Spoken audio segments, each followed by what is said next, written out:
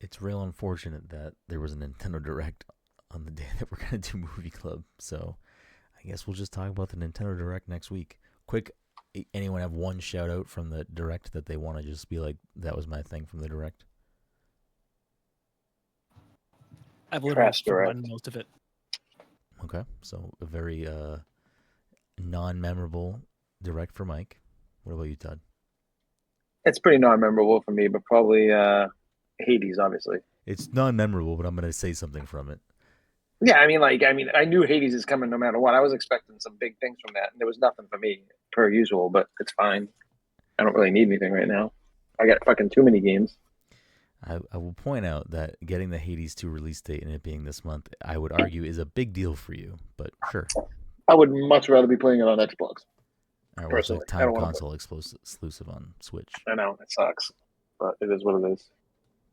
Todd just So then I'm gonna have to restart all over again on Xbox when it comes out, and Uh-huh. What about you, Dom? Any shout-outs, any highlights for you?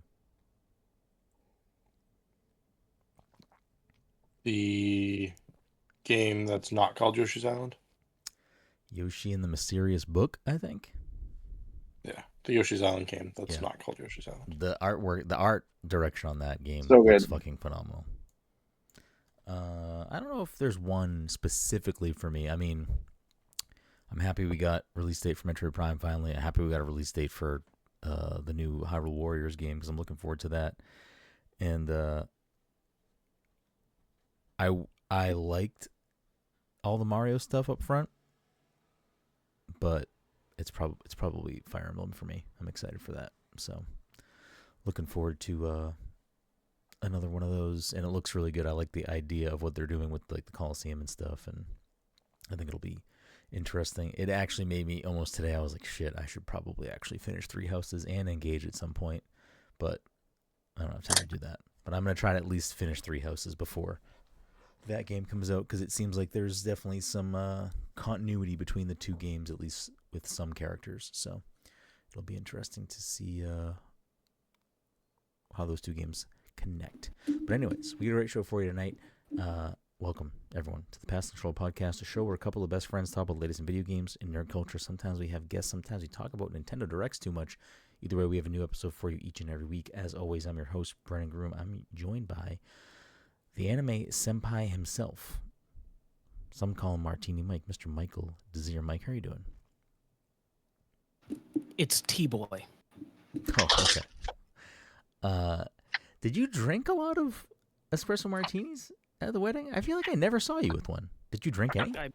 I only for the toast, had probably, two. right? I think I had one for the toast, and I think I ordered one more later. Okay. That was about it. Okay. Too busy fucking dancing the night away. Yeah, I suppose. Also joining us, of course, is the Silk Song sad boy Todd Gary. Todd, how you doing tonight? I'm good. Oh wow, very very firm. I'm good.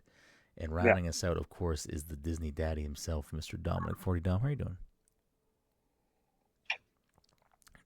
We didn't get whatever that was. Yeah. He's here. He said he's here. Okay. We got a great show for you tonight. As I alluded to up front, we are, of course, talking about Friendship tonight. It is Dom's pick for the month of August. We are a little bit late, of course, but we are chatting about the movie Friendship. So if you haven't watched that film and you don't want us to spoil it, now is a good time as ever to pause this podcast and come back later, or pause it and never listen to it if you have no interest in watching that movie, or listen to it and be like, let me see what this movie's about, and maybe then you go watch the movie after. I don't know. I'm not your dad. You do whatever you want. But this is a fair warning that we're going to talk about the movie with no spoiler. We're just going to talk about the movie. So you have been warned. The active movie for September. The Todd's pick for September is Long Kiss Goodnight. So which I believe is streaming on Netflix when I looked earlier. So you can watch that film. We'll talk about that at some point at the end of September. But tonight we are talking about the movie Friendship. But before we dive into that, a couple of quick housekeeping things. Of course, this episode is sponsored by our good friends at Goodnight Fatty. If you're in the Salem, Massachusetts area or the North Shore, Massachusetts on a Friday, Saturday, Sunday evening, you want yourself something hot, something sweet, something tasty, something fresh out of the oven, you can head on down to 1 Washington Square and get yourself a delicious fatty. And if you're unaware of what a fatty is, you can check them out on social media at Goodnight Fatty and educate yourself on these tasty, tasty treats. Did any of you have cookies there? I didn't have cookies that night. I do. I had one. They were good flavors. I forget. There was like butter, beer. I think I Peanut tried the butter butter. Oreo. I think that's what I did. I think I forget what the third one was, but they were. The they were good Oreo was flavors. amazing, and there was another one that was almost like a chocolate chip with caramel in a square in the middle, I think, or something Oh, like maybe that. it was caramello. Was the last one? Maybe that's Yeah, what it was. I don't eat sweets like that anymore, and like I ate 2 full cookies, and I felt great.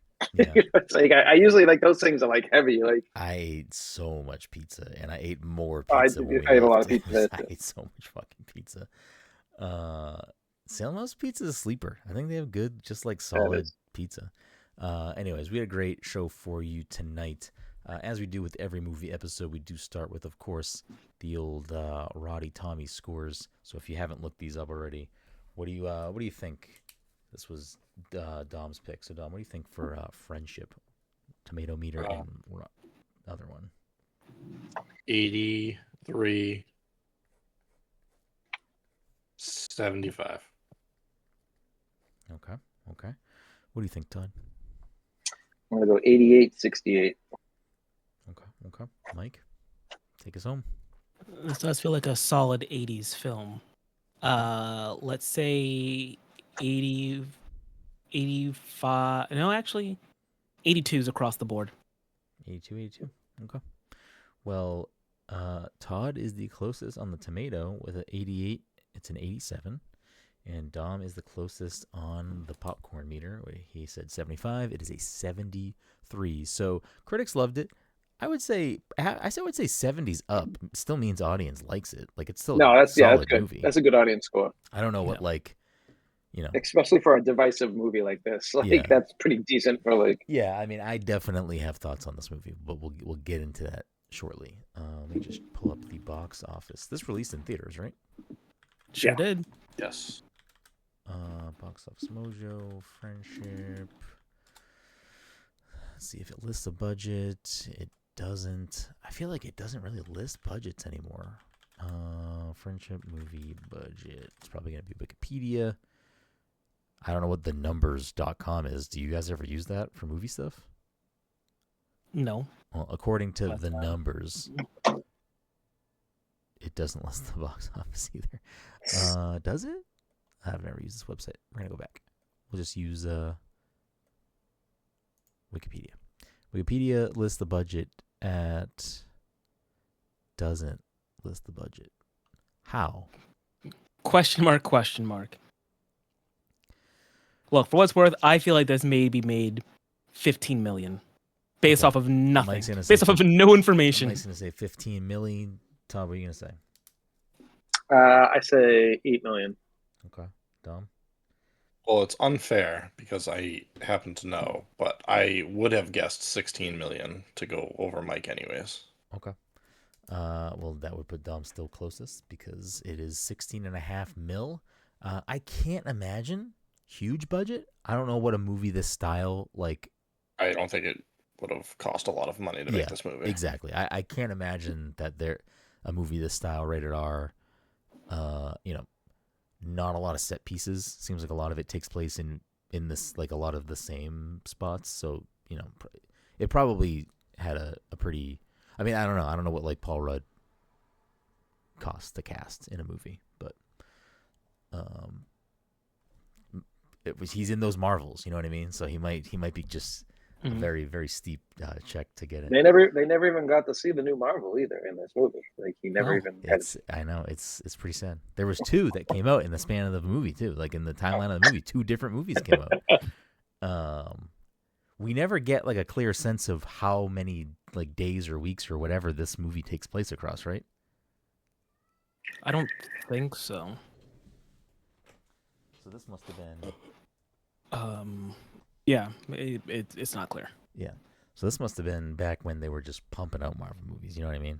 Now it's a little more spaced out, but this takes place in the That's the only thing that dates the film is that several Marvel movies came out as opposed to within a week.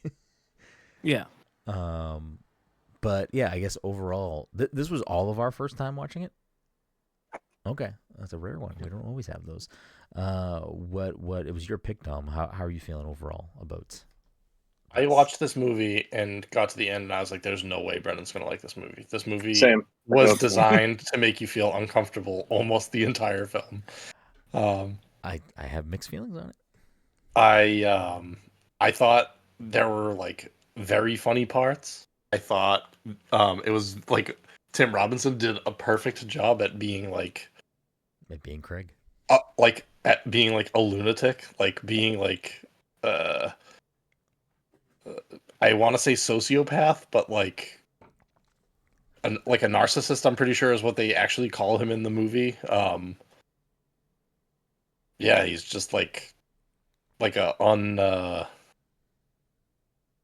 like somebody that like can't fit into society. Yeah. What about you, Todd? How you feeling about friendship overall?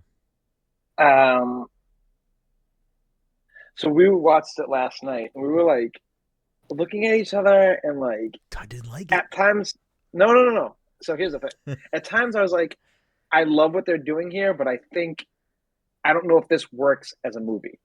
And then like I kept on, and then other parts happened, and it was losing me. But all day today, I thought about this movie. I was laughing in my head all fucking day today about so many parts in this movie.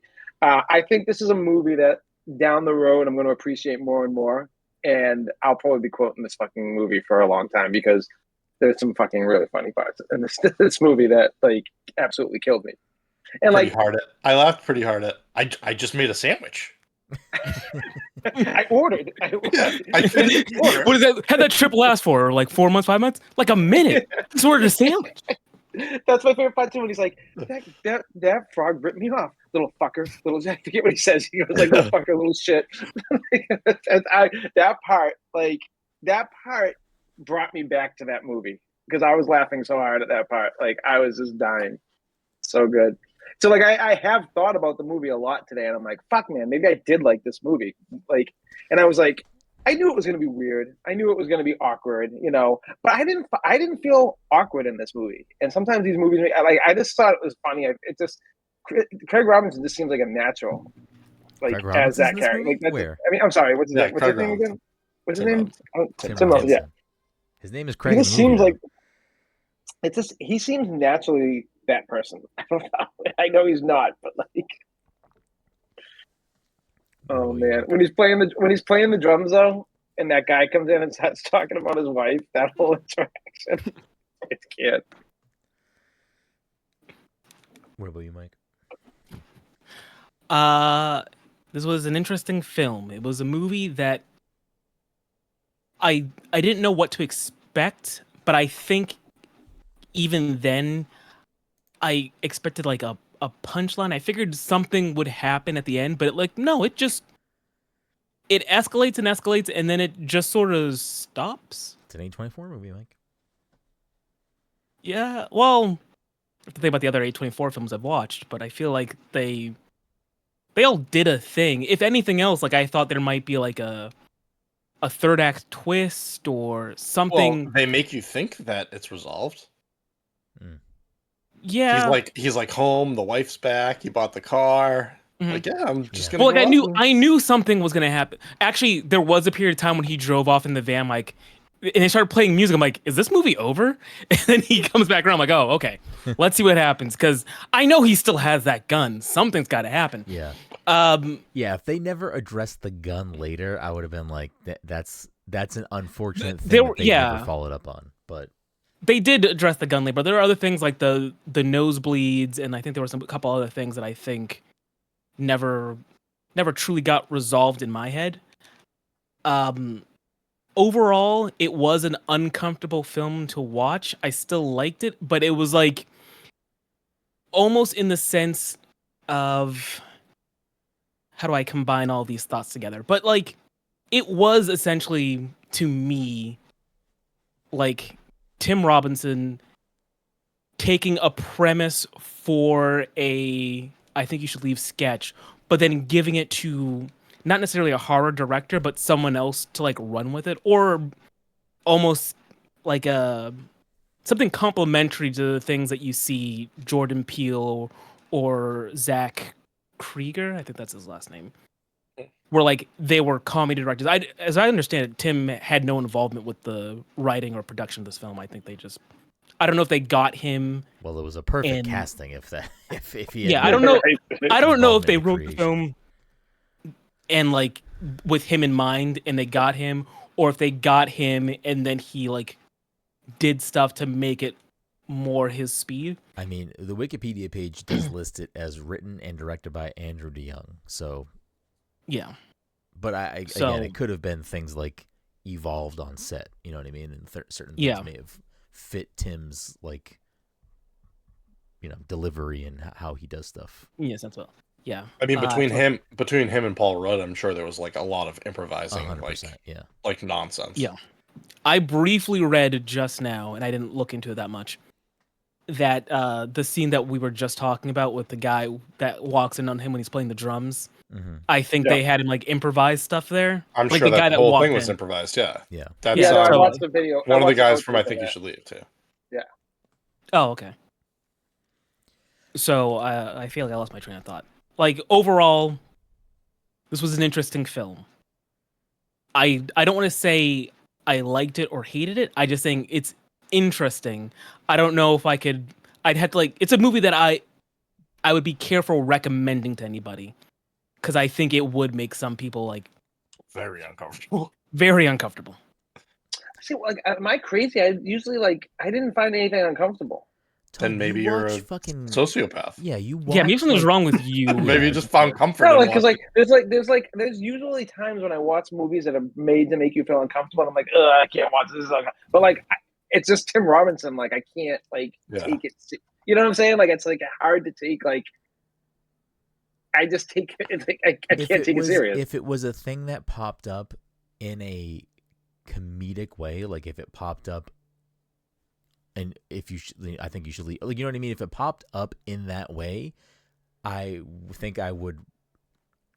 If it was the same thing and it popped up in that fashion, I think I would maybe approach it differently. But the fact that it is, a full-length movie and it's an A24 movie, and just like the tone of it, there's just a tone that is like an overlying, the way it's shot, like the color choice of everything, like everything in there is like very evocative of like specific, like, I don't know, just kind of like dreary emotion. Like it's not like it is very, very purposefully crafted in that way. So like my overall take on it is like, I never knew where this movie was going, especially in the first half, to the point where I was like, at the very beginning, it felt very sincere.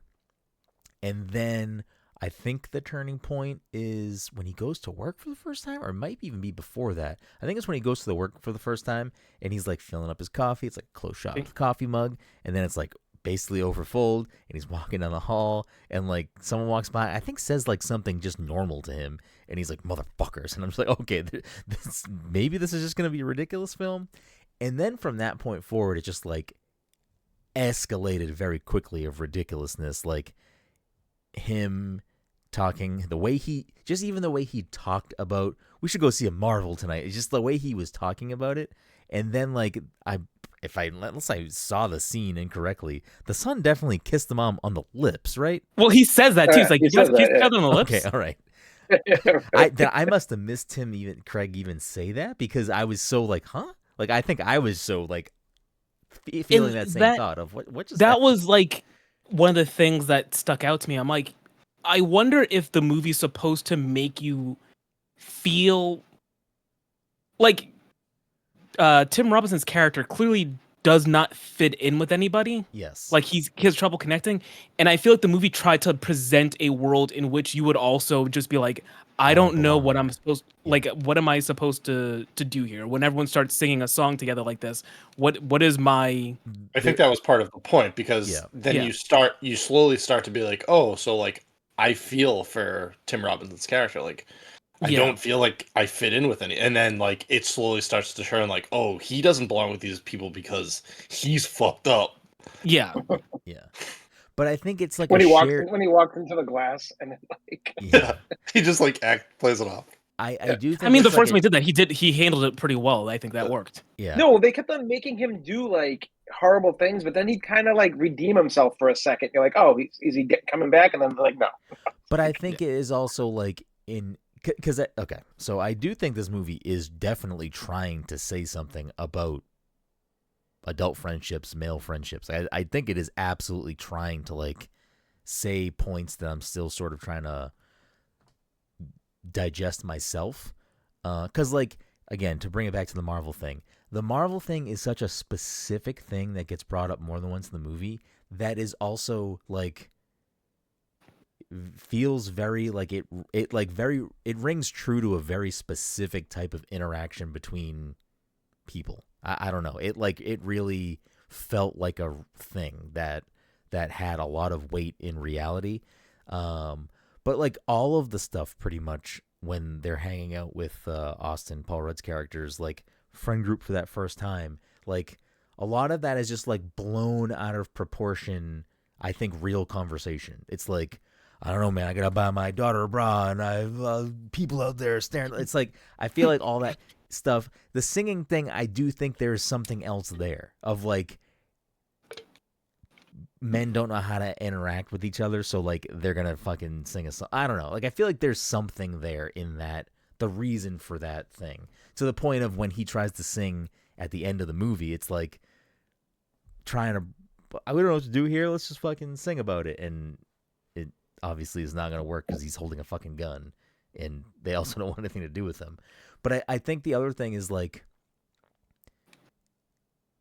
being your real self and being vulnerable. It's like he has this relationship with Austin that is a completely different thing when it's just the two of them. But then once there are other people involved, it's completely different, which I think speaks to like the awkwardness sometimes of like merging different friend groups where it's like, oh, you know, like I hang out with these people and this is like the thing that we normally do, but like I hang out with these people and like this is what I normally do with them, and it's like trying to mix those two things then becomes awkward. It obviously gets completely blown out of proportion with like how ridiculous this movie continues to get. Like they're breaking into a fucking aqueduct and like sneaking into City Hall, and I don't know.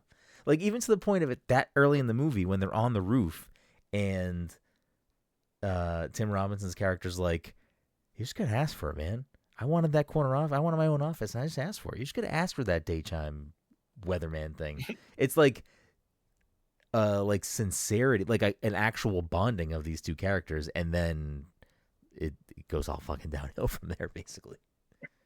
Yeah. Well, even in that moment, he says, "Yeah, I just wanted the corner office so I could eat all my stinky food." Yeah. Yeah, right. I can do whatever I want in there. Yeah, I don't know. I feel like he. Oh, go ahead. I was gonna say, I feel like Craig views friendship as transgressional. Like that's like his only like he sees friendship as no other purpose except for that reason. You For know, what? it's like just to like, you know, like he deserves like I like even like him doing stuff for him at the end still, and he gets the wink, and he's like, you know, that's all he needed. He needed Like you doing know, something and getting something back. Like that's yeah. He needed. See, I don't know if that's how I feel about Craig's character. I feel like that's a reality of Paul Rudd's character. Like I think the wink at the end of the movie is like shows Paul Rudd's character's true character, which is he's kind of a shitty fucking person. Yes, definitely. Because like again, granted, blown out of proportion scenario of like this guy broke into my house, he has a gun, you know, whatever, but he knows my deep secret of me being fucking balding. So like, and in that moment, go ahead. No, finish your thought. I'll say what I was gonna say. I was just gonna say, like, even like in that moment, Craig's like knee-jerk reaction is, oh, I gotta protect my friend, and like that's how he views Austin. Austin does not consider him a friend. He's trying to actively get him out of his house. Let's go look at the sports car. like he's actively wants nothing to do with this. Where Tim in that moment, or Craig, still feels like they are friends, even though they are. It's not. It's. I don't even want to say it's one-sided because like they don't have a relationship. He's actively. He breaks it off in the middle of the movie. Like he has he's like outside with the drum set and he's like, "Oh, you bought the expensive one." Yeah, I don't know. This isn't gonna work. But Yeah, no, I think you kind of addressed it because like Tim's character Craig, he does that because he wants to. It's not like Austin Paul Rudd like manipulated him into doing it. At that moment, it was just Craig saying, "Oh, you don't want people to know about this. I'll keep the secret for you. Don't worry about it, bro." It wasn't like Austin was trying to force him into it. It was just a moment that Craig did it himself. Again, but I do think it is partially. Craig is definitely, I think, crazy, has issues. But I do think that Austin manipulates the situation in advance. He sets this motion up where they're in the jail cell and all that happens. Then he calls him at work, asks about his wife, and then, gotta keep this between, like, there's like the way he speaks to him over the phone is like, makes it sound like they're kind of buddy. You know what I mean? Because Austin has a transaction that he needs to make sure goes through, which is, I don't want people to know about this. So I need you to feel like we're solid so that we can, you don't use this against me. Because if that didn't which happen, is the thing I thought. Yeah, go. I was gonna say, if that didn't happen, maybe this interaction where, or maybe Craig would use that to his advantage in some way to get something, to manipulate back or get something out of Austin, which he still could have for the whole back half of the movie, which is why, again, Craig clearly has some stuff going on. But I do think that speaks to maybe the nature of his character in some way, of like, he does have this valuable information that he could use to be like, yeah, I won't tell anybody if you invite me to your fucking hangouts. You know what I mean? Like, he could have used it in that way, and he never did that. Instead, he realized he hit a wall, hit rock bottom, and like got a job. Like he like took steps to like try to be, better in some way. Yeah, he bought the van finally after who knows how long about them coming. I feel like this was probably like surface level stuff, but the whole idea of that friendship being essentially reflective of the job that Craig actually has, where he's like, oh yeah, we make something that's, he says habit forming, but Austin's like, no, it's addictive. So like, Craig is addicted to his friendship 100% with Austin, and he takes several steps to try and get that dopamine hit again, and it blows back in his face multiple times. And the final dopamine hit is like, it was that he's sitting in a police car, like rock bottom, and he gets a wink and like he lights up, like, oh shit, like, yeah, I'm good again, like. Which is so weird because like he doesn't seem to get that same dopamine from his, I don't know if I'm assuming they're still married. They're just like separated at that moment, but like he's not getting that same feeling from his wife, who is seemingly coming back into the picture. Like, it seems to be interested. To be fair, he was having a lot of orgasms. She was having problems, but he was having a lot of orgasms. What does he say? He's like, you want to lick? I think he said that one time. Oh yeah. Yeah, I don't know. I like the movie. It was uncomfortable to watch at moments. Again, especially I think part of that was I was unsure of where the movie was going for most of the movie. And I was reading something, and someone likened his character to like an even more escalated version of Michael Scott. And I was like, yeah, I kind of feel like that about him, where it's like I don't think Craig is a bad person. I think he has issues. And I think he doesn't have good people around him helping him with those things. I think that he's like, he doesn't have empathy for other people. Yeah, that Like, might he be can't true. see out of his own like Yeah. vision. But the more I think about it, Mike, your example of like him being like an addict essentially of that friendship makes like more and more sense. Yeah. Yeah. It Like also ties at the work into it, yeah. at their high, like they're like on the roof and like he feels good, like he goes home and like, oh yeah, like I'm on a high, like He cooks he's like mushroom cooking breakfast. he's cooking Yeah, mushroom he breakfast. The wife he is tries to like, no, replicate it everything. Yeah. yeah. And then like all of a sudden like he has a crash and he's like they split up and he's like fiending for something else. So he like goes to try to make friends with the guy at the phone store and that doesn't work. Like, and then he's like, all right, I need takes something his kid to the stronger. mall. That Yeah, might he be takes that When he's spit, he's like, "Oh shit, blood" or something like that. Yes. I think one of the craziest lines in the whole movie, and I don't think it made me laugh. I'm trying to think what actually made me laugh. Like there's a lot of funny moments, but I think I was a little too uneasy to actually like laugh. I don't know. The subway shit was fucking funny to The me. subway was great. But when he first goes into the phone store and he says to fucking T-Money, what is his name? T-Bones? T-Boy. T-Boy. T-Boy. His name is Tony, but when he takes his hair down, Yeah. he's T-Boy. I like that. No, he's clearly trying to get him to go to the bar. It's a friend thing. I didn't get like weird sexual vibes about it. I just got like he's looking for friendship. But when he says like, "Oh man, the boys are just like the girls. They all look like they're 20." I don't know. It's like a ridiculous line of dialogue. I was like, "What?"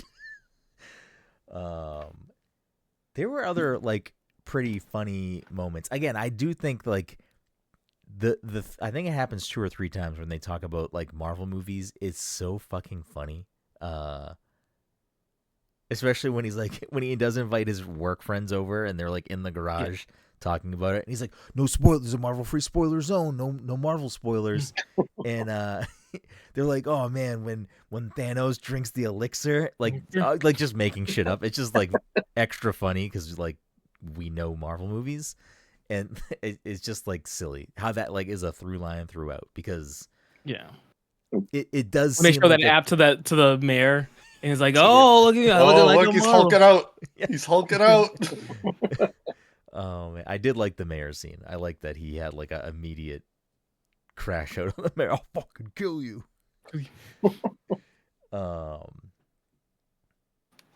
Yeah, I don't.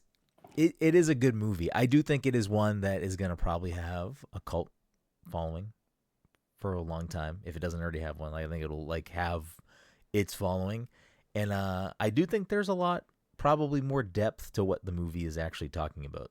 I think we're dancing around some stuff that I think the movie is actually trying to comment on these things. Yeah. I think the addiction thing is like really good. I just thought of the kid in the golf outfit. "Oh, do you want to come outside for a cigarette, little boy?" Oh man, Paul Rudd's fantastic in this movie. Like they're both fantastic. I mean, the whole anyone that's in the movie was good. It's obviously a lot of screen time of the two of them, but like they're all really, really good. Every time Paul Rudd showed up and like he's changing into the golf outfit, because at first I'm like, what the fuck is he changing into? Like, what is he doing right now? And then when he comes outside in the like Renaissance fair attire, but you don't know that he's doing that until the end of that interactions. You're like, why is he dressed like that in his house? Like, what is going on right now? The when they're in the mall and the old guy comes like the pig like little thing. That's so good. Yeah, see, like I couldn't that I didn't know if that actually happened or not, because the son never acknowledges the statement. He just says, "I mean, that guy in the pig was zooming," or whatever the fuck he says, and he throws up in the cup. Here's I suppose to be fair, he was like he could have been hallucinating on the mushrooms. Yeah, I think that's what it was actually. Here's a question. The movie didn't make it clear to me, and I don't know if it's supposed to be clear. Was that his son or was it his stepson? I What think, was I think they call him stepson at some point. Oh, they do. Okay. I think the Me and movie Amanda- refers to him as the stepson at some point. Because I think it must be Devin's kid or whatever the fuck that other guy was. Yeah. Yeah, it was confusing to me. I mean, the other thing that, again, like Paul Rudd's character, I really do think Paul Rudd's character is like a villain in this movie to some extent, because he does like open up sides to himself to Craig that I don't think he shows those other guys. Like when he shows the fucking like whatever it was, like the initial package. Rock. Was it a rock or was it like a spearhead? I don't know. It was yeah, I think it was like a spearhead. Like it was like a tool that was created thousands of years ago. Yeah. Like that whole stuff doesn't seem to really be a part of the other relationships. Like it seems like that was different. It seems like foraging for mushrooms was also like a different thing that the other guys were not like doing with him. I mean, maybe, They but were like the only they were opening up and like talking about families and stuff. yeah, that might So have been it's like like a it thing wasn't they would like do he on was the like weekends. yeah, it wasn't like he was like trying to like I don't know. It wasn't like he was like putting on a macho display for the like the other group. You know what I mean? Yeah. They were like. I just I think don't he know. was Yeah, showing it's- him different parts of him that are maybe seem more, because it is, I think the movie, it does try to tackle like making new friends when you are an adult, because it's like the four of us have known each other for a long fucking time. So if we make friends like now, different people, they don't have certain other parts of our history that we all have because we fucking grew up together. Like we know things about each other and each other's lives and personalities, and if you make a new friend as an adult, like you can, I mean, if you want, I guess you could choose to like be a different person in some regard. I think that's like part of what is going on at the beginning of the movie. But it also doesn't make any sense maybe when he like opens the thing and like then it's like galaxies and his nose bleeds. I don't really know what the fuck that's supposed to mean. I mean, you're probably right. He was getting the high. He was getting the high, yeah. Okay. You're probably right, but at the same time, you're definitely I right, think, Dom, because that's why his nose bleeds in the driveway. Sorry, Mike, keep going. yeah. I mean, that was Mike's thing, anyways. But it okay. like just keeps making more sense like the more we talk about it. Yeah, who's next? Like initially when the wife, Kate Mara's character, was like, "Oh, the neighbor that you dropped the package off wants to like hang out, like say whatever." Tim's character was very like, "No, let's stay in, let's watch a Marvel movie." Like he didn't want to make the friend, and Austin made what seems to be a genuine effort to be like, "Hey, you want to have fun?" And as far as I can tell, Craig has never experienced that before. He doesn't seem to have any friends outside of this. So it seems like he was closed off, or his own personality just like prevented people from getting close. Like once he actually got a taste of it, like, oh, this is cool. How do I replicate this? How do I keep Chase this? that high. Yeah. Chase that high. Yeah. But no, I mean, you are right. At the beginning of the movie, Craig is like clearly very alone, even alone from his family. Like he doesn't seem to be interested in helping with Tammy's flowers. He doesn't seem to, like, to the point where when he is sitting in the mall with his son, where he's like asking him questions, it seems like he's asking questions because he doesn't know much about that person's life. Yeah.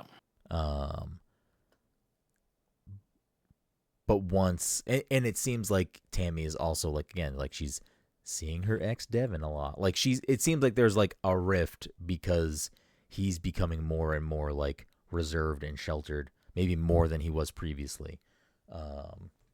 I need to like watch the beginning of the movie again, because does the movie not start with Paul Rudd moving out of the house? He's moving into the house. Okay.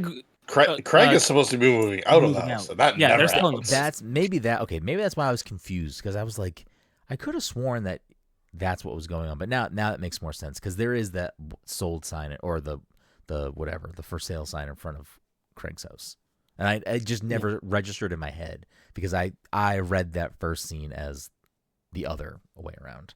Yeah, it was. I was also confused because when Craig drops off the package and he's talking to Austin, he's like, "Oh yeah, I lived down the street." Like he pointed down, and I thought he was lying at the time. He was like, "Oh yeah," and then Austin says like, "Oh, the one with the for sale sign," blah blah blah blah blah. But yeah, Austin just moved in. Craig is in the process of selling his place. We also have no like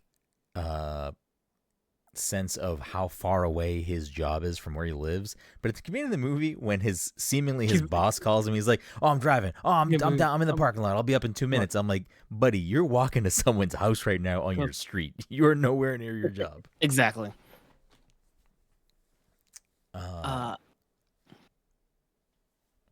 Let's see if I wrote anything else on my phone. I don't think I did. I feel like there was something else I wanted to mention and I lost it. No, I probably hit everything.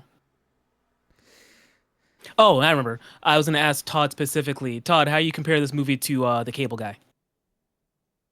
As far as Just like, general concept, I suppose. yeah, I didn't really think about it like that, but I can definitely see some like similarities. I think that 100%. I mean, he's essentially like same kind of character, kind of stalking him. Not really. except that you find out that like in Cable Guy that like he had like a traumatic family upbringing and was raised on cable TV kind of thing. Like that's why he like is crazy because like he like no one paid attention to him when he was He was younger. crazy, and he like actively was trying. I believe he was trying to single white female him for a moment there. I think he was trying to steal his life, wasn't he? Whereas this is just Tim, really, really being a fan of this guy and thinks that's means he should like break into his house and pick up his gun and sit in his room. That I still so like the whole subway scene and that whole like 10-minute part is like the funniest fucking thing. I was like when he's just ordering, he's like Black Forest ham, and he's like, yeah, he's like, it. And he's like, and then when he's like talking to him, he's like, did you figure out the meaning? And he's like, I ordered. I think there is meaning to that scene. I think I know what the meaning is. I don't know if anyone else like took something. Was he from that actually scene. tripping out, or was he like? Yeah, I think, that? No, I think he was tripping out, and I think what that was showing him is what he wants is he kind of wanted their roles to be reversed, where it seemed like the Craig that was in the subway didn't really want anything from the Austin that was in the subway working, but it seemed like Austin was acting more like Craig, where it was like he remembered his order, he knows what he likes, like it, and Craig seemed to be indifferent to the interaction. And I think that's what it was telling. That's what it did to me. I was like, oh, he's yearning for like someone else to give an interest in him in his life. Because like we couldn't figure out if he was actually tripping or not. Like, or he just got like that guy was just fucking with him and like gave him a random frog to lick in the fucking back room, and like he just fell asleep for a second during the guy's lunch break and fucking had a dream. Yeah. I considered like, oh, what if he's being pranked? But I think the movie never actually resorted to that. It doesn't address it. I think everyone in the film was in fact genuine in like all their interactions. Yes. Yeah.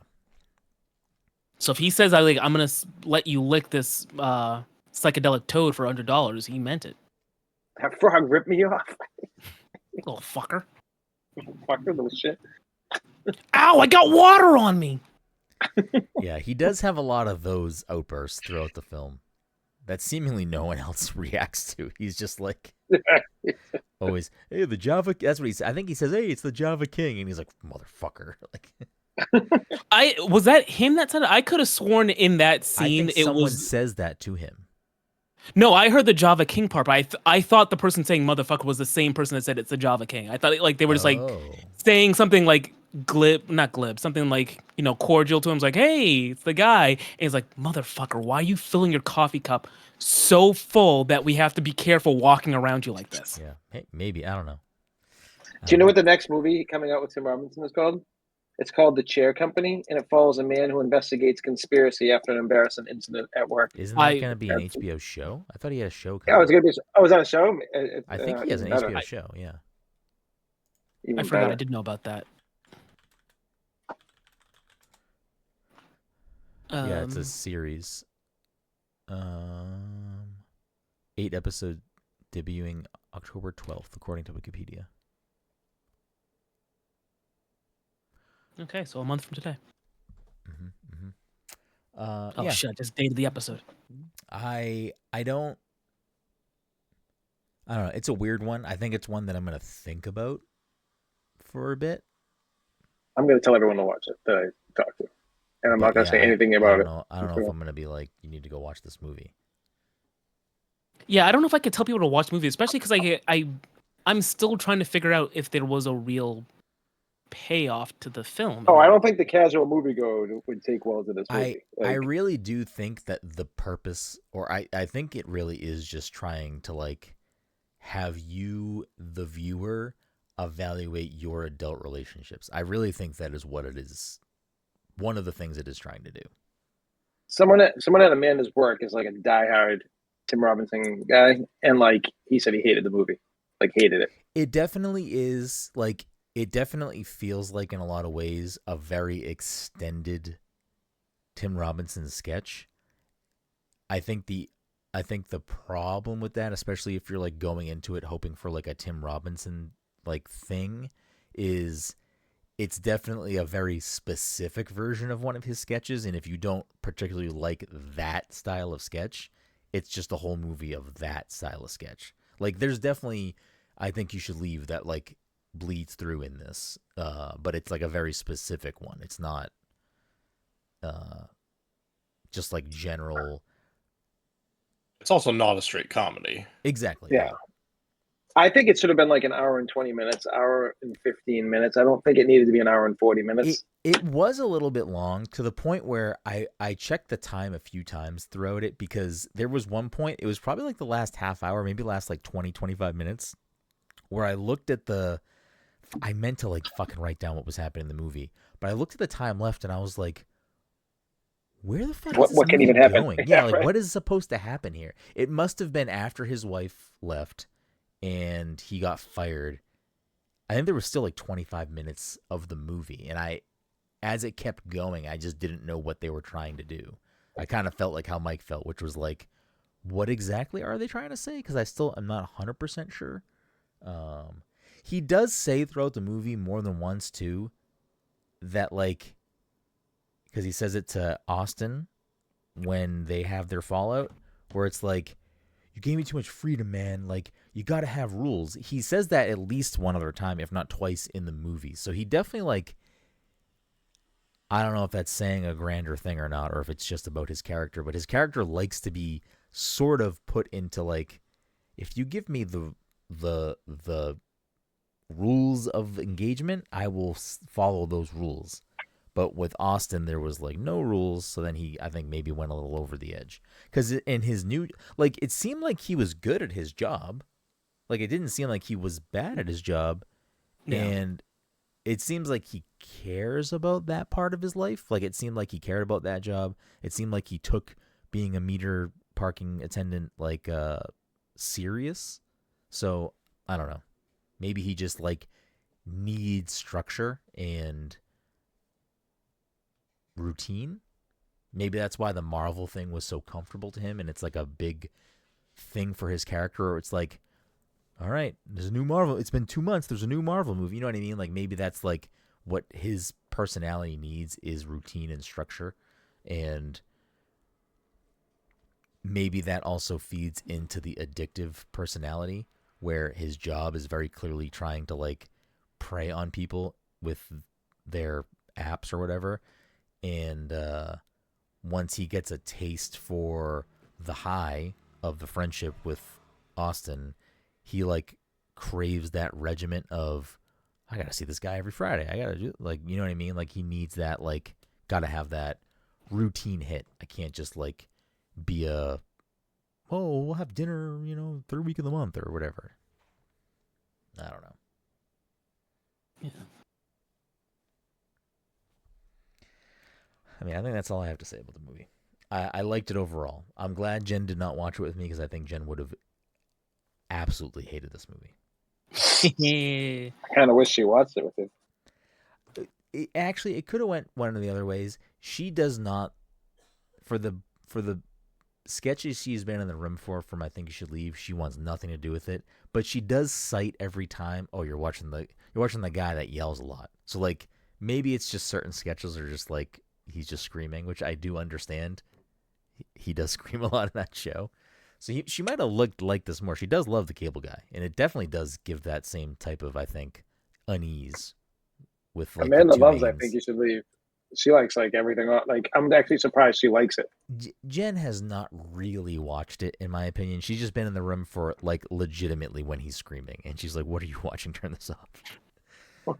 When I'm like in bed watching this at fucking 1 a.m., I understand. Like, yes, I will turn it off because he's just screaming. Or when he's like choking on a hot dog for fucking 2 minutes in that one sketch where he's like trying to eat the hot dog out of his sleeve or whatever. Anyways, that's all I got. I don't know if anyone else has got anything on Craig Waterman's story. Not really. I don't know. Sing My Boo. My Boo is a banger way to end Should the we movie. sing My Boo? Right now? Right now? I mean, Someone start us off. I don't know about y'all, but I know about us. That's like the middle of the song. Yeah. I don't even know how the song starts. There's always that one person that will always have your heart. You never see it coming 'cause you're blinded from the start. Know that you're that one for me. It's clear for anyone to see. Oh, baby. Okay. Is that? Fuck you guys then, all right? I don't know why I hang out with you. I will quickly say before, and if anyone else has anything to say, please do it now because I want to wrap this up. But the pacing of the boxing scene when everything falls to shit for their friendship, it was like you get the one punch to his face. Yeah. I expected his nose to bleed, nothing. Then they square up again, get another punch to the face. I expect again his nose to bleed or something, nothing. And then like I'm like, all right, I'm assuming the next thing is he's just gonna punch, like he's gonna like sucker punch him, like that's what. And not like a, again, like I don't think that scene is Craig being malicious. I think it's just he doesn't understand what to do. I think he doesn't know how to like be in. Oh, that becomes extremely clear. I had to stop the movie for a bit after that. Is that when you paused it when he ate the soap? Is that? I paused it for the no. I actually stopped it for the day when he brings the other guys to his place, Okay. and like they're playing with the sword, which is really just a knife. I'm like, I still don't know what this movie is, and I feel like at some point he's going to kill somebody, and I'm not ready for that right now. So I'm gonna stop the film. There's a lot of uncertainty of what is gonna happen in this movie. I'm a bad boy. I'm a bad I'm a bad boy. I know what you guys want me to do. I'm a bad boy. I'm like, this isn't the thing. This is the thing. You wash your mouth out with soap when you swear, not when you sucker punch a guy like that. What do you do? You have to stop. Everyone go home. It was a rough scene to watch, but the pacing leading up to that was like, I felt like there was a moment where it was very, I could expect like he's gonna punch him right now, and then he doesn't, and then it like lingers for a little bit, and then he just fucking knocks him out, and I'm like, it caught me so off guard because I feel like they just held on long enough to like not have him punch him, where it like gave a little bit of, oh, maybe this is just how this weird scene ends of this. Yeah, and I think that's, I don't know, I feel like that's a credit to the film where, we said this a couple of times, like, we didn't know where this movie was going. No, I definitely did. So, the movie always kept me on my toes because I wasn't sure what the angle was, and they would take a weird turn. For instance, this isn't like an important thing, but the fact that Austin's band is named like Mayor Nickel Sucks or whatever, and at some point, Craig has to work with that mayor. I'm like, is this gonna amount to anything? It doesn't, and I feel like that's another instance of the movie just kind of keeping me Guessing, like off balance. Yeah, it did a good job of making you think like you knew something was going to go wrong at some point. But there's Yeah. so many instances in this movie where things just go right for him, and I'm like, oh, I wasn't expecting anything to go right for this dude this whole movie. Like I was like, oh, Amanda at one point was like, oh, he's doing good right now. Like we're like, yeah, I was expecting it just to be like straight like shit show from square one. So when it From the starts jump. happening, it kind of like it doesn't catch you off guard, but you were waiting for it so long. You're like, when is this coming? When is it gonna happen? When does he fuck up? Like When's he gonna overdose? yeah. Yeah. And that's actually. Go ahead. No. Huh? Go ahead. Well, that was something I'm like just scrolling around, like reading things online, and I forgot. I think in the back of my head, watching the film from the beginning, I thought this would be a case of, Austin and Craig being friends, and then all of a sudden, like, as if Austin was the real malicious one, like breaking it off out of nowhere. But in honesty, what happened was they had that little boxing thing. He sucker punches him, and then out of nowhere sticks a bar of soap in his mouth. It's like, whoa, was that a bad boy? It's like, oh no. He broke this off because Craig was weird. Like he was absolutely within his rights to be like, this isn't actually working out because you don't fit in with my other friends, and you're kind of strange. Then again, after that, he's still kind of, yes, on one level, maybe he is manipulating Craig to just kind of be whatever, or maybe he's doing it because, like, this guy is kind of unhinged. He did shoot off a gun in my house. Let me temper things a little bit.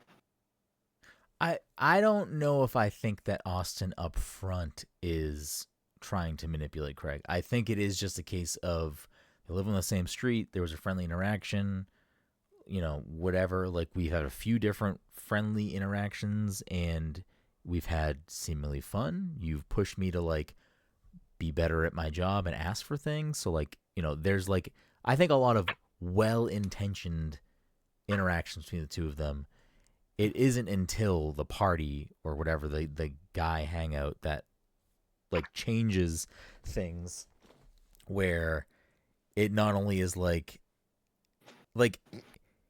Craig is still kind of acting absurd in their other hangouts. Like, it's not the soap thing is fucking, like, on the deep end. Whatever they say in the movie, I'm on the edge of whatever, and it's never looked better, or whatever the fuck they say. The soap thing is like, okay, nah, dude, but like, wait, they're having that good conversation outside, and then he's like, next thing he knows, he's like, oh shit, and he's like, exactly, yeah. Like, there are moments where he does show that side of him, and it doesn't seem like Austin doesn't seem to, like, be bothered by any of that. Like, even when they're on the roof at City Hall, he just starts, like, screaming, yeah. It's like, that's not maybe not like normal everyday, like, that's not how everyone acts, I think, in a lot of those scenarios. But I do think there is still, I fucking forgot about this. I meant to bring this up.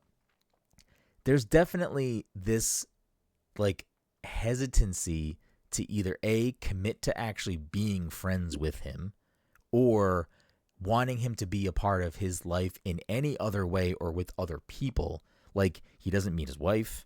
He doesn't meet the friends until that one time. So much so to the point where he drops his phone in the mud and he goes, "Can you call my phone?" "Oh, I don't have a phone." Yeah, like, he wanted to have a distance. He wanted to keep a barrier of, like, I like hanging out with this guy. It's fun to hang out with him, but, like, it's fun to hang out with him alone and away from people. I fucking forgot about that. That changes the dynamic. Again, I think Austin's kind of the villain. No, I kind of got that vibe. You know what's funny about this whole movie too is that, like, now that the kids are older in school, I have to, like, meet people and become friendly with people. And I'm 43. I'm not looking to do that. So, like, there's so much awkwardness in what I have to do in order to make Liam's life easier, because I have to be nice. I can't be the guy that just sits like this every time we go there. I have to fucking talk to people. And it sucks. Next time you go, just bring a bar of soap. Yeah, just put the soap in your mouth. I've been boy. I'm just gonna start acting like this movie, and everyone's like, stay away from him. What was the name of the diner he gets his clothes from? Yeah, I was trying to remember that too. It was like OVW. OVD. was like OVD. OVD. So, yeah, the D was for it, diner. It was like Ocean View? Diner. Ocean View Diner. Yeah, that's what it was. OVD's gonna be getting a lot of my money. The son also has like a lot of. I feel like there's more to digest with the son. When the girlfriend comes into the picture, though, there's a lot of weird lines with her. Like, thanks for the baked potato. Yeah, thanks for the baked potato. Like, you had it. Yeah. Oh man. Having 2 girlfriends is killing me financially. I do think that there's a moment too of like, I don't know, maybe Paul Rudd's character never wanted to actually be. See, it's weird. I think it's probably also maybe talking about, in a way, parasocial relationships, because when you watch Craig in a few scenes, he's like watching the news in like what feels like a creepy way. You know what I mean? Like it feels like he's, I don't know. It feels I mean, like he's looking at, he's looking at like, oh, that's my friend. He's on the news. Isn't that crazy? But then it gets muddy because like they live on the same street and they've hung out. So like it gets weird. But I think Austin wants to keep the distance still, which is why he doesn't give him his phone number. The other interesting thing, though, is that at the end they have a party for all of when she like gets found after being in the sewers, which we didn't really talk about at all. Yeah. Where's your wife? She's in the sewers. That's a crazy line, does it? Especially like with like he broke into my house. Who's been in all day? Like it's crazy to then end it with my wife's in the sewer. Yeah, my wife's not here. She's in the sewer. But they like have a party of like all of our friends that like, and him and the wife come over. We've like watched all the interactions. Like the wife never like hangs out with them. Like but that does happen after she's on the news, right? No, I think that happens. I think the news thing happens after. She gets found. She says, "I'm having people over tonight." They have the party. Yeah, you're right. And then I think like the next day she's on the news. Yeah. She finally had an orgasm. She finally had an orgasm in the sewers. I do think it's worth. I mean, that could just be a moment of like they live on the same street. They're being cordial. And Paul Rudd's character does at some point say he feels like he's partially responsible for that because he showed him the sewer. Yeah. So it could just be like, being friendly, whatever. The other thing, though, I think is worth noting is that like there are a lot of people in that house that he seemingly doesn't know, which I think just shows his further disconnection from either the people in his life or his aversion to having friends or his just like skewed reality of like, my house is full of people right now, and I don't know them. I'm sitting in my garage playing drums. That's what I meant earlier by like he has no empathy for other people. Like he doesn't see the world beyond like his cone. Yeah. The other crazy thing was when they zoom out of the house and the guy from I Think You Should Leave is talking. I don't remember what his name is in the movie. The guy that like I forget what his name is too. Storms into the garage. They like zoom away from the house and he goes, "I don't think we should have ever left Afghanistan." Yeah, I heard that too. Well, they reference it a few times though, because like I gotta go to Billy's fucking diner because I can get the the Bin Laden the SEAL special team meal, SEAL Team 6 meal or whatever. I don't know.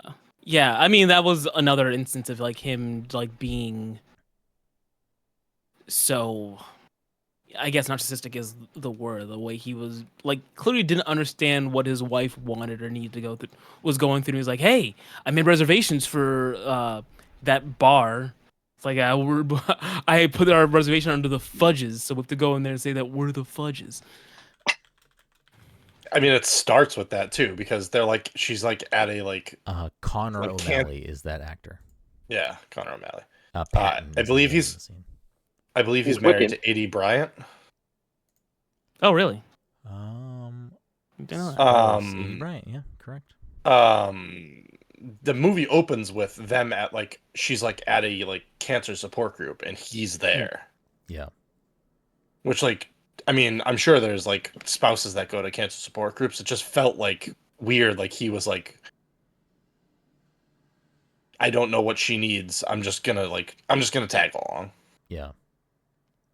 I think that is probably a bigger part of what's going on in this movie than we've talked about too, because I wonder how much of that affected him, and in turn maybe Yeah. and then maybe pushed people away. It isolated him. So I wonder if that is like a role, like plays a role in that character's getting to that point of where they're at. I wouldn't be surprised if that's part of it. Yeah, I don't know. I'm not gonna lie. I was nervous that we were not gonna have a lot to talk about with this movie, and we talked about this movie. I think this is one of the better conversations we've had about a movie. Like we really dove in on this one. I'm happy about this conversation. Any other final thoughts people have on friendship?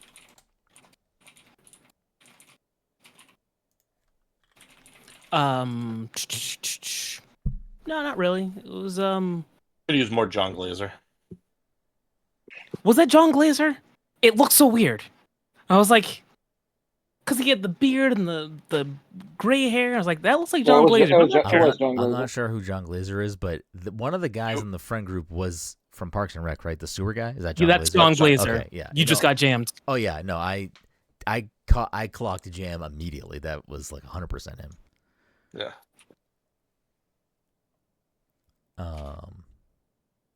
Yeah, I don't know. Could use more John Glazer. It was again, it wasn't an enjoyable movie, but I didn't enjoy it, but it was a good movie, if that makes sense. Yeah. Which makes me think I didn't like it. I liked the movie. I just didn't enjoy watching it, I think. But I think I think that's part of the point, is like it's supposed to make you feel uncomfortable. Yeah, it succeeded. And it wasn't a horror movie. So like even though there were points where I felt like Mike of like someone's gonna die or something, right? Like someone's gonna get hurt. I was worried about Jimp for a second. I was like, Jimp, they're gonna shoot you, man. Jimp, your name is too stupid. Yeah, Jimp was a crazy name to.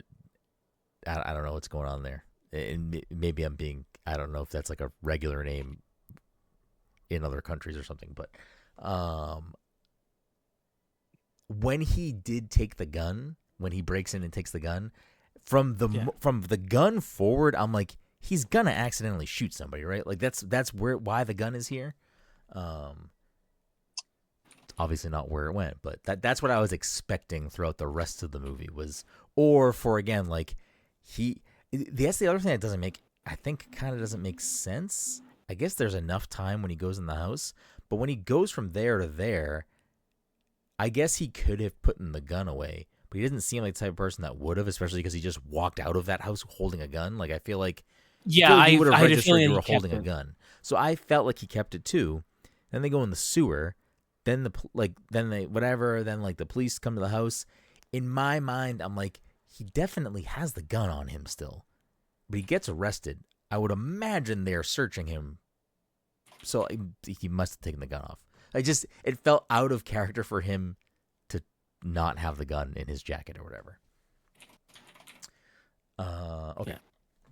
Before we wrap things up and play the movie game, unless Todd, anything else you want to say? Anyone else want to say anything?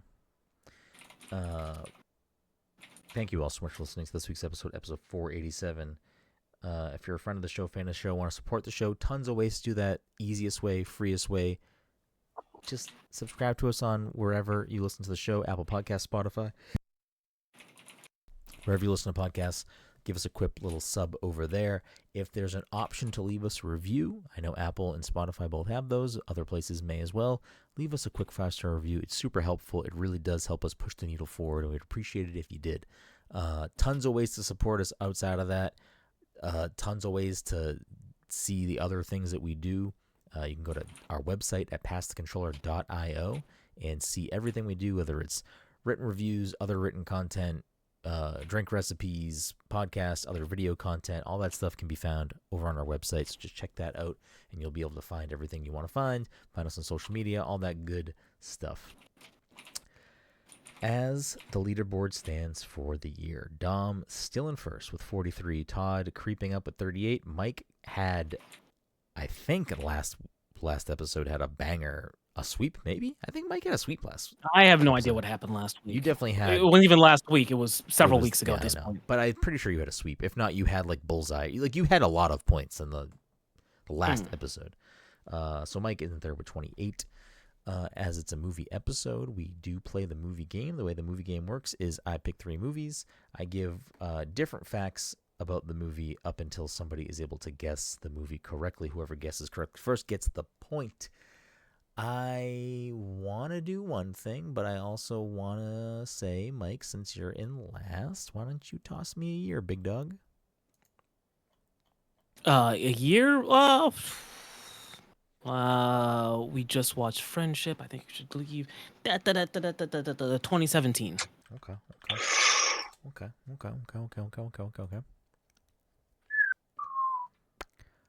I think we're gonna... This is terrible. Hold on. I need to change my query.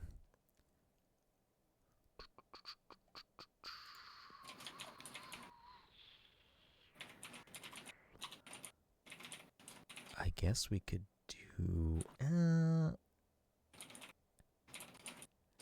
Alright, we might be starting with Sword of Devil Horns, so let's see how... All right, Let's see how good people are. Let's see how much you got in the mix tonight, boys. All right. Released in 2017, this rated R, I don't want to hear any complaints from Todd, rated R film clocks in at 2 hours and 15 minutes.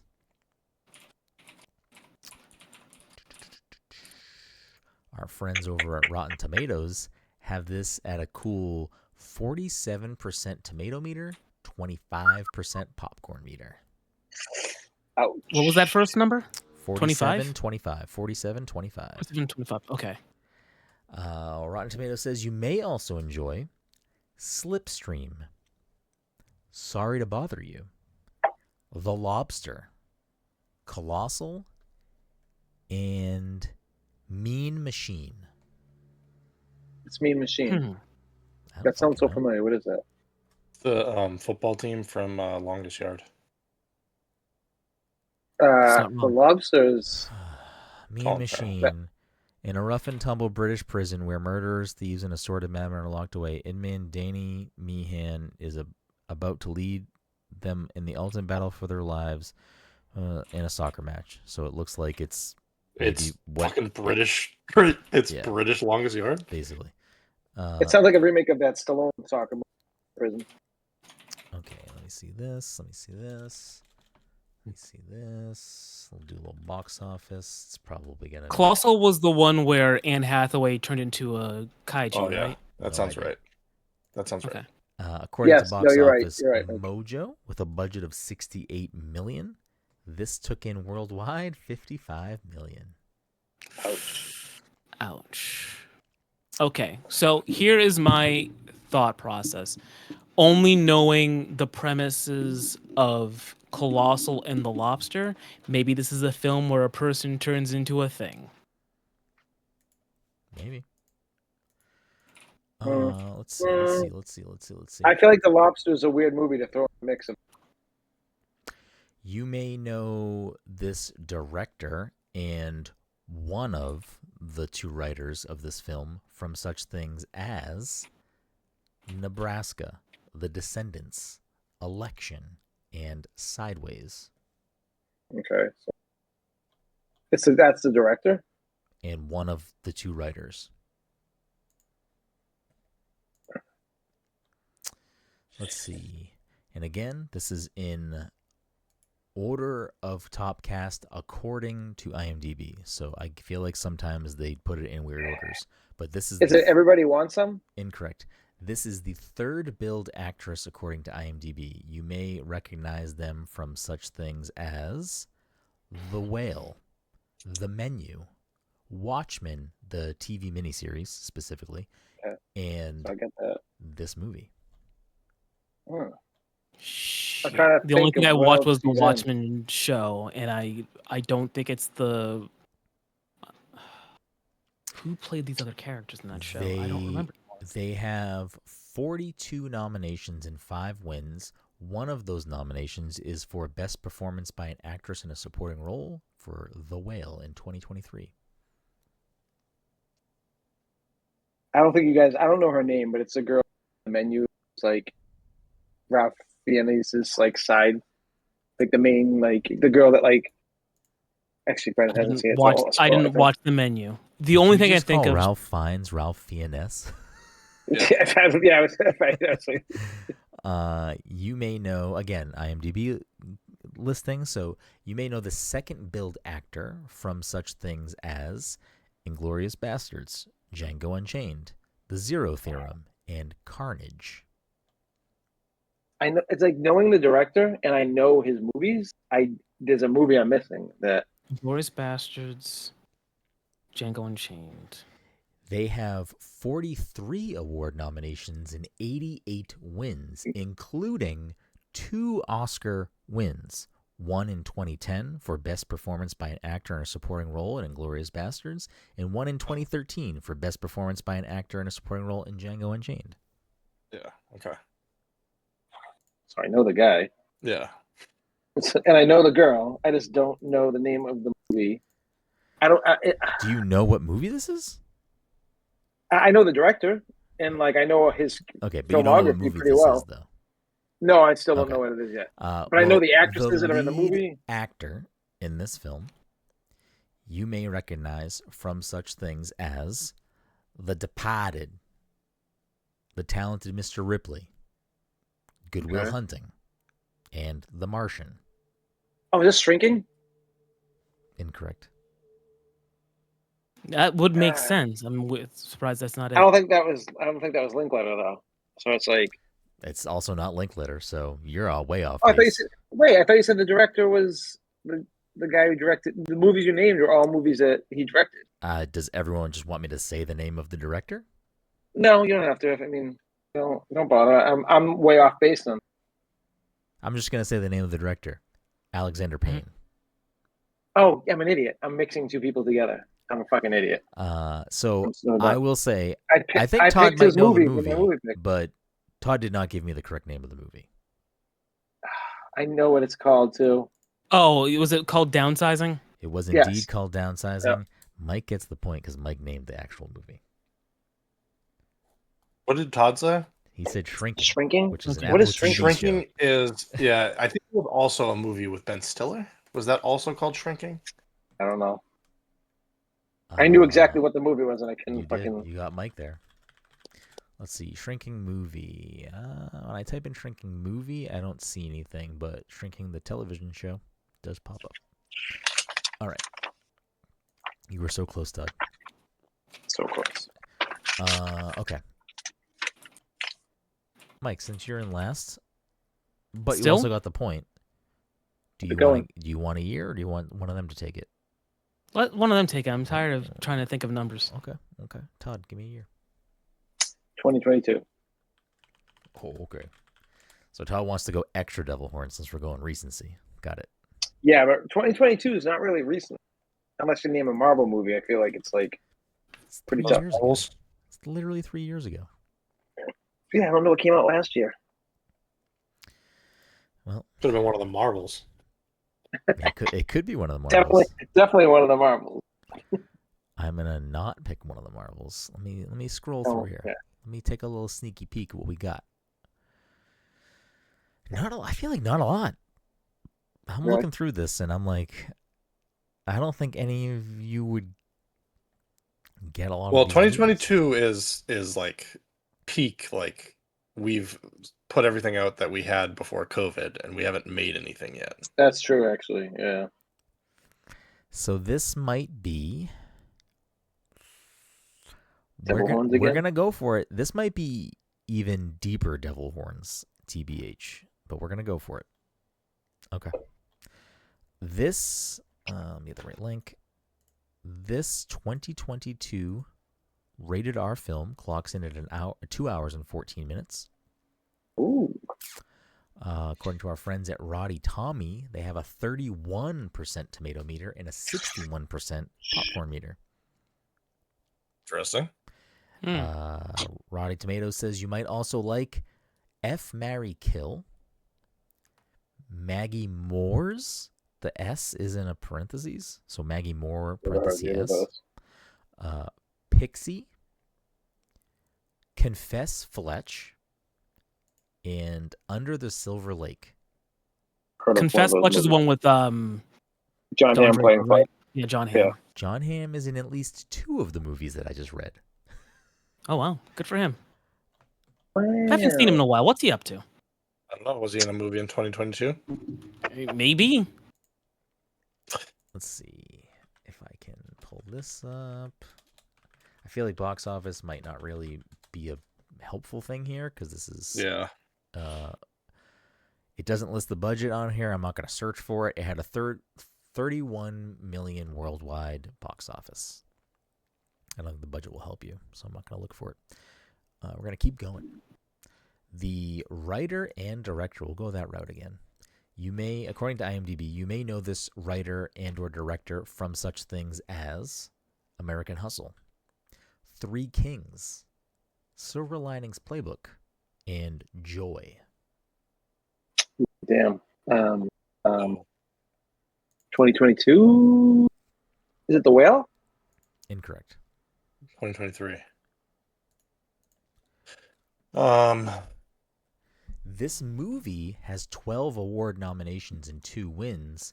The most notable nomination out of the bunch is a 2023 BAFTA Film Award for Best Costume Design. It was a nomination, not a win. Fuck, man. I feel like Does it he have a hasn't done notable many win? movies. I feel like this director hasn't Usually it Actually- lists them towards the top if they're notable, and if it's not an Oscar or BAFTA, I usually don't go further down because, or Okay. if there's, I wanna if there's make a globe there, but I didn't see it there. I want to make sure I'm not getting confused again because No. I fucked up the director last time. You're But- saying the director directed a writer director? To answer Mike's question, the win is for 2023 Yoga Awards for Worst Foreign Actor, whatever that means. Not Damn, helpful. that's hurtful. Okay. Todd wants to know. Those movies. No. Joy and they are Confess known Fletch. for directing American Hustle, Silver Linings Playbook, Three Kings, and producing Joy. Okay, it's Amsterdam. It is indeed Amsterdam. Okay. Taylor Swift, R.I.P. It's David O. Russell. I I mean, fucking like. you didn't need that clarification. You could have just guessed Amsterdam because I don't think it would have changed anything if you just guessed that. Yeah, but I keep on guessing shit and then giving other people answers. Like I don't even like. I mean, He had guessed Amsterdam, then I would have thought of that other movie, but you also Yeah. you guessed the movie, Todd. You just guessed you didn't say Yeah, the right but I'm name. like, I know. Like, if was you were- Amsterdam well, with I Chris didn't- Rock? Yeah, Chris Rock's Rock. in it. Taylor the Swift top gets three, run over. the in top it. 3 billed are Christian Bale, Margot Robbie, and John David Washington. John David Washington. Let's see. It And it got also panned at the lists box office. Alessandra Chris Rock is there, Nivola, though. Andrea Riseborough, Anya Taylor-Joy, Chris Rock, Matthias Schoenaerts, Michael Shannon, Mike Myers, Taylor Swift, Timothy Oliphant, Zoe Saldana, Rami Malek, Robert De Niro, Mel Fair, Vaughn Page, Jesus. Bonnie Hellman. That's who's listed on the page. Yeah, it had a stacked cast. I caught like parts of the movie. There was another movie that came out I- that had a similar like premise, right? I feel yeah. I like David O. Russell, but I think he can be hit or miss. All right, Dom, take us home. Give me a year. 2025.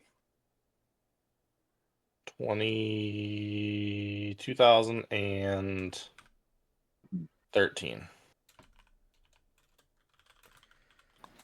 Good year, good year.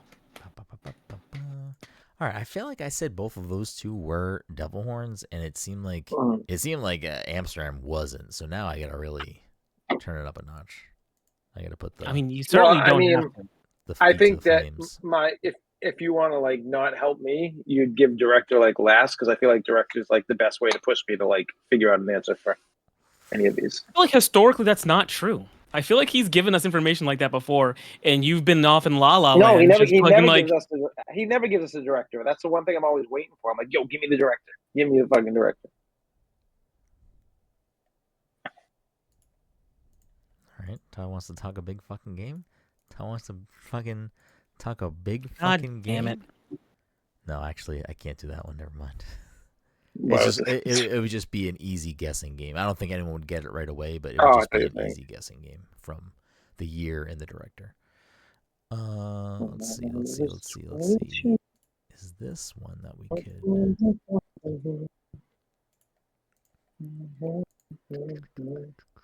Sure. I don't know the person's name, so I'm gonna go with it. This 2013 PG-13 film clocks in at 2 hours and 8 minutes and is written and directed by Brian Helgeland. Oh, see, this is why I told you not to give me the director. Can I want me to guess the movie already? You can guess whatever you want. Let's see. Go. Rotten Tomatoes has this at a cool 80% tomato, 85% popcorn. Okay. This movie isn't a stinker. And the critics and audience agrees. Rotten Tomatoes thinks you might also enjoy Lincoln, Race, Hitchcock, What? What's that? Marshall, and The Founder. How do you go from Lincoln to Hitchcock? What year was this again? I think I wasn't paying attention. 2013. Oh, I was thinking of Hancock, actually, when you said Hitchcock. Also thinking of Hancock. I'm glad you said I think I was also thinking about Hancock. I was like, I don't understand how Hancock falls into this. How do we jump from Lincoln to Hancock? I was like, that's so okay. 2013. Is this Churchill? Incorrect. According to Box Office Mojo, this has a budget of $40 million and released and distributed by Warner Brothers to a cool $97.5 million in the box office.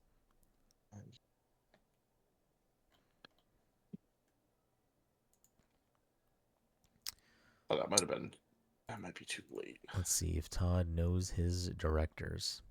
You may know this. Hold on. Born in Providence, Rhode Island, and raised in New Bedford, Massachusetts. Definitely know him now. Oh, piece of cake.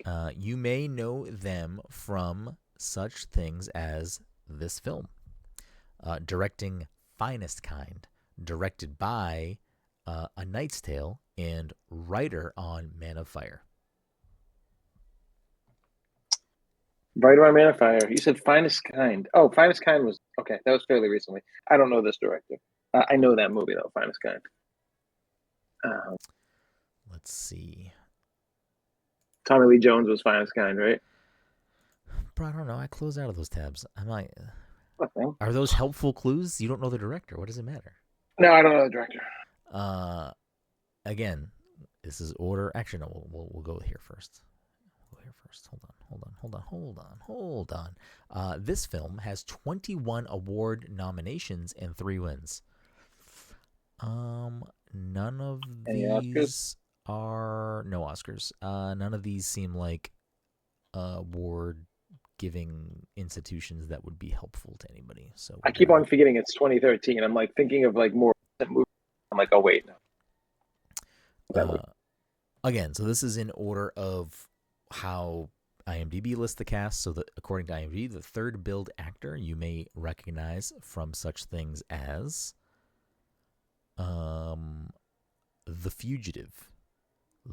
So Tommy Lee Jones. Brenden was right. Tom was right. Witness. He clearly works with the director. Star Wars Episode 4: A New Hope, and Raiders of the Lost Ark. Was Todd right? Tommy Lee Jones, definitely.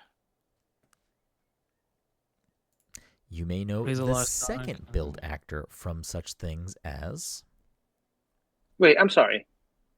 The last Batman. 2 movies, you said Raiders of the Lost Ark.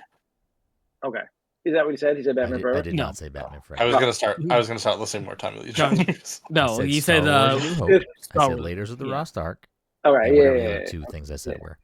The other 2 Harrison Ford movies. Go on. Bingo.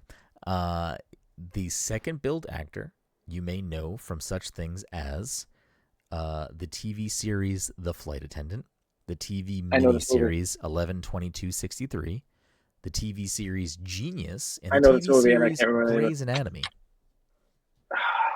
I know this movie.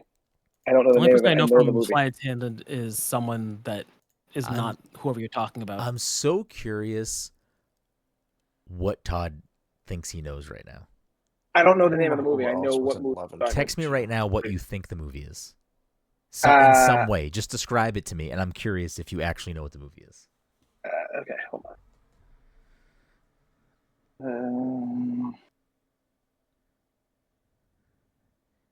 Only because I feel like if you did, You would just there's have the like name of the movie. there's like one or two things the movie could be called if that's what you actually thought. I feel like. I guess that's another clue for everybody. It's like one word. It's called. Is it Bush? Incorrect. Todd says.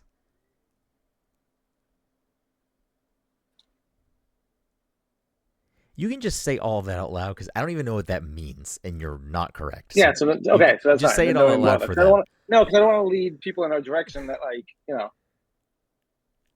I still, It's Walk the Dog. incorrect. Oh, I still, man, Wag the Dog. Yeah. I still don't know that's what fine. that sentence you texted me even says. Oh, hold on. Let me see. Let me see. Okay. You may know. Oh no, that was all autocorrect. Okay, Everything in I was that looking text at this was- like this does not make any sense. Okay. That's actually how Todd Brains works too. Like he'll have a thought and it will autocorrect coming out of his mouth, and we're like, I don't For real. know what you mean. Did you say Jory Costanza? You may know this top billed actor from Get On Up and I don't know, one of the Marvel movies. Oh, is it 42? Bingo. It is indeed 42. We have I didn't know Harrison Ford was in that movie. we have I did know he was in that movie. a very I need to watch this movie at some point. It's like on my watch list. So what did Todd actually text you? Okay, I don't know. Todd, Not something about baseball or Jackie. that's Robinson. why I've Yeah, if, like, definitely Todd was not. like, "Oh, it's definitely a Jackie Robinson movie." I'm like, "Okay, it's either going to be called like it's going to Robinson be his or- yeah, exactly. It's going to be his name or something." So if Todd texted me like it's about Jackie Robinson, So I'll tell you what I I would have texted given him, him and the I'll point. tell you what I was trying to say. I put Ann Hess. It's like this is what I texted him. Ann Hess. It's like in Boston and Island movie. And I was like, I don't know what So what I was means. trying to text him is Ann Hess. It's like a movie where they're trapped on an island or lost on an island, and I think it's called like 6 Days, 7 Nights. I think. Oh yeah, I that's do the name. remember that movie. But I think I was way off on the years on that. And also the words that you used. Yes. All right, well, that ends the week with a boring scoreboard week of everyone getting a point apiece. So the standings pretty much just stay We the same. need a game episode. We need everyone Yeah, to they- fucking be here on the same week. I mean, now the kids are back in school. No problem. So that ends the week with Dom at 44, Todd at 39, Mike at 29. We appreciate you. We'll see you next week with regular video game episode. But until then, be safe and be kind to one another.